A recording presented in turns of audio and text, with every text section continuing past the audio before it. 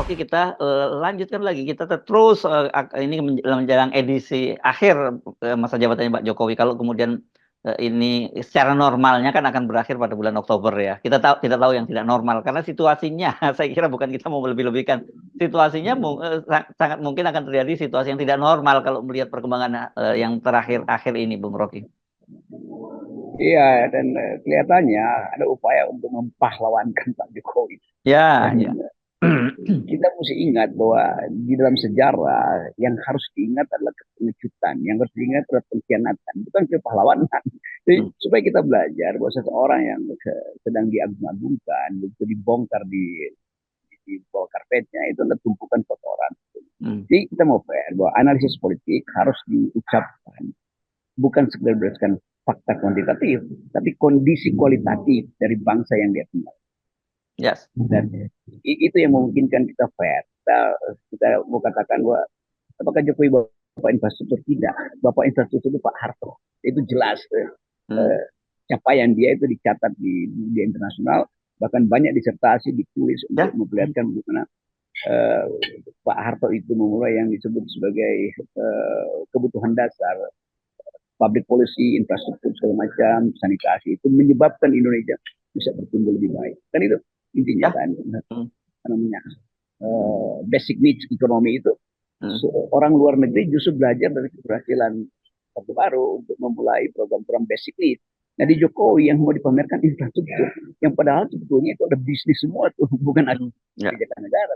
Ya, nah mari kita ngomongin soal utang ya, Bung Rocky, karena ini penting kaitannya dengan pemerintahan baru Pak Prabowo. Dan saya kira saya senang juga jadi mengingat kembali pernyataan dari Cak Imin beberapa waktu sambil bercanda, dia bilang bahwa dia merasa bersyukur karena ternyata tidak terpilih gitu pada pilpres, nggak menang pada pilpres. Karena apa? Karena kata dia pasti dijamin kalau tuh menang nanti sakit kepala pusing lihat utang negara. Dan saya kira itu realitas yang dihadapi oleh Pak Prabowo. Dan Pak Prabowo sekarang kan sudah mengirim tim sinkronisasinya Kementerian Keuangan, dan saya kira kalau kita lihat wajah-wajah mereka nggak bisa tersenyum lebar gitu setelah ketemu dengan Ibu Sri Mulyani ini. Apalagi Ibu Sri Mulyani sudah mengingatkan Pak Prabowo mesti hati-hati gitu betul-betul mengelola anggaran negara ini.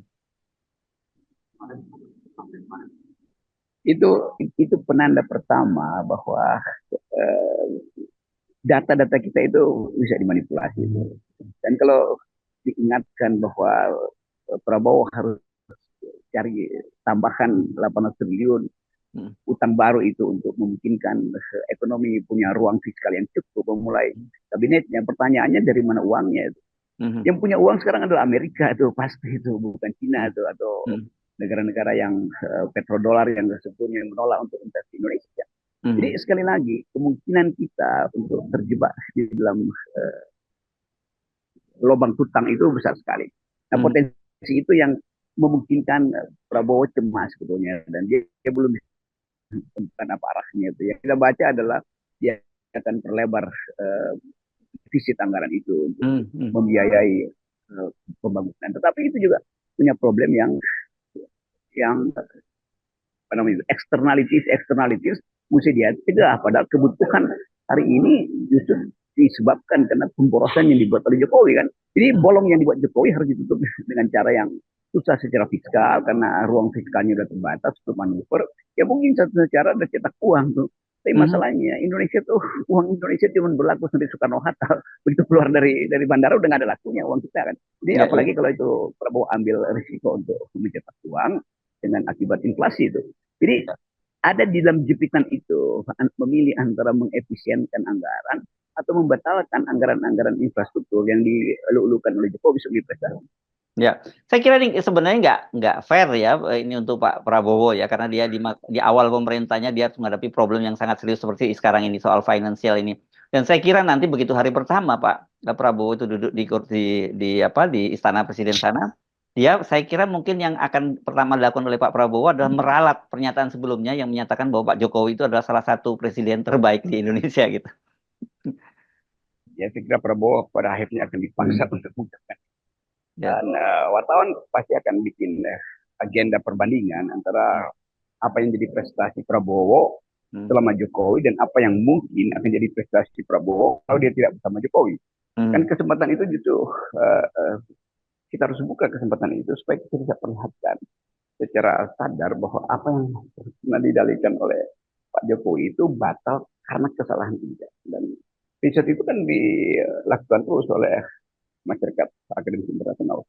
Ya, ya kan jelas yang utang ini utang itu Anda jangan saya kira kita mungkin dengan situasi rupiah sekarang ini yang terus naik terus yang saya kira ini angkanya sudah 16.500 sudah nggak bergerak nggak bisa turun lagi itu akan naik iya turun susah.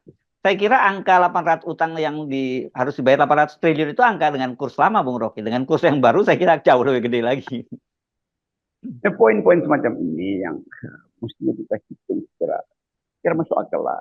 Pak Jokowi sebetulnya harus lempar handuk aja. Bilang aja bahwa oke, silahkan lembaga-lembaga riset independen untuk menentukan headline. Bukan lagi nyewa buzzer atau lembaga survei itu. Jadi Prabowo juga akan lebih lega kalau dia tahu bahwa dia diberi kesempatan untuk mengukur sendiri kapasitas dia selama 5 tahun ke depan dan menyadari bahwa dia mesti tutup juga kesalahan-kesalahan yang dibuat Pak Jokowi kan. Jadi beban psikologis itu yang saya lihat itu dihadapi Pak Prabowo. Ya, jadi saya kira ini kalau kita lihat kita banding-bandingkan ya dengan presiden-presiden sebelumnya, apalagi kalau ini kelihatannya memang ya saya kira Pak Prabowo itu tidak bernasib baik lah gitu ya karena dia ternyata mewarisi utang yang sangat tinggi dan ini yang tertinggi dalam sejarah kan kita bandingkan sebenarnya pada masa Jokowi waktu ngambil alih kekuasaan atau serah terima kekuasaan dari Pak SBY pada waktu itu hutangnya ya sekitar 2.600-an segala macam. Sekarang udah tembus sampai 8.000 dan kemudian konyolnya pada tahun pertama dia harus ada utang jatuh tempo yang sangat tinggi. Ya itu artinya secara akuntansi publik itu ada manipulasi bahwa harus fair. Jokowi mesti menyerahkan APBN uang psikologi. Anggap bahwa dia itu adalah leader. Dia mesti disodorkan jalan pikiran baru bahwa dia mampu untuk menghasilkan kembali performa ekonomi tanpa harus ditutor oleh Pak Jokowi. Nah ini coba bayangkan betapa ini situasinya yang sangat sulit ini kan pertama tentu saja Pak Prabowo langsung menghadapi persoalan APBN yang ruang fiskalnya sangat sempit. Kedua, padahal sebenarnya ada beban lain Pak Prabowo bagaimanapun kan sudah membentuk kabinet dari berbagai partai politik dan itu kan perlu juga konsentrasi yang sangat sangat tinggi untuk mengendalikan kabinet yang baru itu. Kesempatan pertama dia adalah penerimaan publik terhadap posisi dia sebagai itu intinya tuh. Ya. Nah, setelah itu mungkin ya dia bisa minta Jokowi untuk rapat sama-sama. Tetapi dari awal Prabowo mesti dapat kesempatan sejarah untuk mengucapkan pikiran dia 5 tahun ke depan. Karena itu yang dibutuhkan Pak Jokowi. Dan itu mesti ada semacam wisdom dari partai pendukung bahkan untuk mengidealkan apa yang akan diterangkan oleh Prabowo. Ya. Nah, itu kan saya kira itu bukan soal yang mudah, Bung Rocky. Apalagi kalau kemudian seperti kita kemarin bahas juga bahwa banyak sekali menteri-menteri yang mungkin saja dia orang baru di kabinet dan sebagainya.